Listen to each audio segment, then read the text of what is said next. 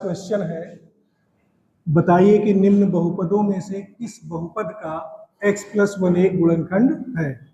अभी हमें बहुत सारे बहुपद दिए हुए हैं, इसमें हमें ये देखना है कि इसमें से किस बहुपद का या किस किस बहुपद का x+1 एक गुणनखंड है। एक गुणनखंड है, इसका मतलब ये है कि इसमें जब हम x+1 से भाग देंगे तो हमारे पास कोई भी शेष नहीं बचना चाहिए, यानी कि शेषफल 0 आना चाहिए। जैसे अगर कहा जाए कि 20 का एक गुणनखंड अगर 5 है, 20 का एक गुणनखंड 5 है, तो इसका मतलब यह है कि जब 20 को 5 से भाग करेंगे तो हमारे पास शेषफल 0 आना चाहिए। जैसे 20 से 5 बार में 5 से भाग करेंगे तो 5 चौके 20, शेषफल क्या बच जाएगा? 20 को 5 से भाग करोगे, 5 चौके 20, शेषफल आया 0। तो इसलिए हम कह सकते हैं कि 5 20 का एक गुणनखंड है। इसी तरह से 4 भी 20 का एक गुणनखंड है। तो आइए इसी तरह हम देखते हैं कि x+1 किस किस का एक गुणनखंड है। तो हम क्या करेंगे, शेषफल प्रमेय द्वारा निकाल लेंगे। क्या करेंगे कि अगर x+1 बराबर 0 है तो हम x को उस तरफ ले जाएंगे, बराबर से दाईं तरफ ले जाएंगे, तो x बराबर क्या हो जाएगा? -1 हो जाएगा। ठीक है, जब 1 को बराबर के इस तरफ ले जाओगे दाईं तरफ तो क्या हो जाएगा? x बराबर -1 हो जाएगा। अब हम क्या करेंगे, x बराबर -1 पहले वाले बहुपद में रख देते हैं। x बराबर -1 x³ plus x² plus x plus 1 में रखने पर हमें करना क्या है, जहां जहां हमें x दिखाई दे रहा है, x के जगह पर हमें क्या रख देना है? -1 रख देना है। तो इसमें रख देते हैं, तो x की जगह पर हम क्या रख देंगे? -1। और चूंकि यहाँ x की घात कितनी लगी है? 3, तो यहाँ भी घात लगा देंगे। फिर प्लस -1 की घात यहाँ कितनी लगी है? 2। फिर आगे क्या लिखा हुआ? प्लस x के यहाँ पर हमें रखना है -1 और फिर आगे लिखा हुआ +1। ठीक है, अब जब 1 को 3 बार गुणा करेंगे आप तो 1 एक कम 1 एक कम 1 ही आएगा, लेकिन चूंकि माइनस है तो -1 को जब 3 बार गुणा करोगे तो क्या आएगा? -1 आएगा। यहाँ पे हो जाएगा -1 और यहाँ देखिए +1 को -1 को 2 बार करोगे तो माइनस माइनस क्या हो जाएगा? प्लस, और 1 एक कम, तो यहाँ 1 आएगा।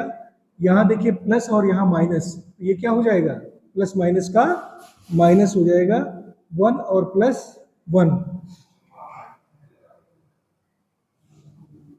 अब यहां पर हम देख पा रहे हैं कि भाई ये -1 और ये +1 ये इससे कैंसिल आउट हो जाएगा, ये -1 ये +1 ये इससे कैंसिल आउट हो जाएगा, तो शेषफल क्या बचा?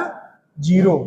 तो जब 0 बचा, इसलिए हम कह सकते हैं कि x³ plus x² plus x plus 1 का x+1 एक गुणनखंड है।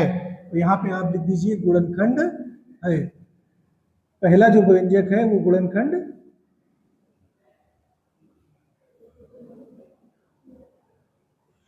इसी तरह से हम क्या करेंगे, दूसरे वाले में भी रखेंगे। दूसरा है हमारा x⁴ plus x³ plus x² plus x plus 1। यहाँ भी हमें क्या करना है, तो x के यहाँ पर रखेंगे -1, इसकी पावर 4 है तो 4 लगा देंगे, प्लस यहाँ पे रख लेंगे -1 और इसकी घात 3 लगी है तो इसको लगा देंगे घात 3, प्लस x के स्थान पर -1 और इसकी घात 2 लगी है तो इसकी घात भी लगा देंगे, फिर प्लस x के यहाँ पर -1 रखेंगे और प्लस 1। अब इसका गुणा कर लीजिए, तो 1 को जब 4 बार गुणा करोगे तो आएगा 1 एक कम 1 एक कम 1, और 4 बार गुणा करने पर माइनस जो है वो प्लस में बदल जाएगा। ठीक है, तो यहाँ पे आएगा 1, और यहाँ देखिए 1 को 3 बार गुणा करेंगे तो आएगा -1, और माइनस और प्लस का गुणा करने पर होगा -1। फिर यहाँ प्लस 2 बार -1 को गुणा करोगे तो ये बन जाएगा कितना? 1, यहाँ प्लस यहाँ माइनस हो जाएगा, माइनस प्लस का माइनस ही प्लस 1। अब देखिए ये वाला +1 इस -1 से कट जाएगा, ये वाला +1 इस -1 से कट जाएगा, और बचा क्या यहाँ पे शेष बच जाता है 1। तो जब शेषफल 1 है इसलिए s+1 इस बहुपद का गुणनखंड नहीं है। तो हम लिख देंगे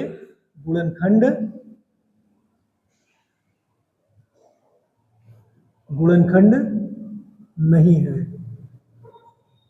इसी तरह से हमारे पास और 2 क्वेश्चन हैं, 2 बहुपद दिए हुए हैं। x की पावर 4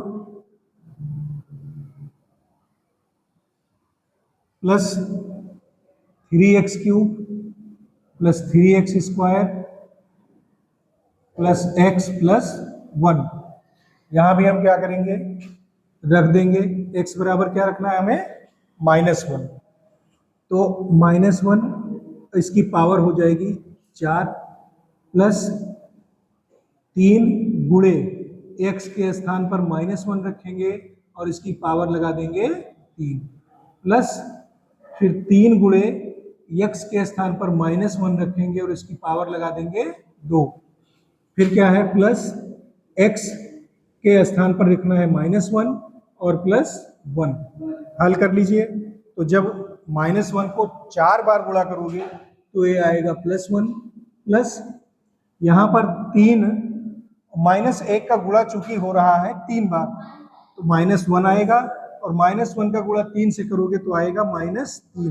तो यहाँ पे हम लिख देते हैं -3। फिर प्लस, अब यहाँ 2 बार गुणा होगा 1 का -1 का तो 1 आ जाएगा प्लस में, और 1 तिक्के 3, यहाँ माइनस प्लस का क्या हो जाएगा, -1 प्लस 1। तो अब देखिए ये -3 इस +3 से कट जाएगा, ये -1 इस +1 से कट जाएगा, तो यहाँ भी शेषफल क्या बच रहा है, 1। तो ये भी गुणनखंड नहीं है, क्योंकि शेषफल 1 है इसलिए गुणनखंड, लिख देंगे गुणनखंड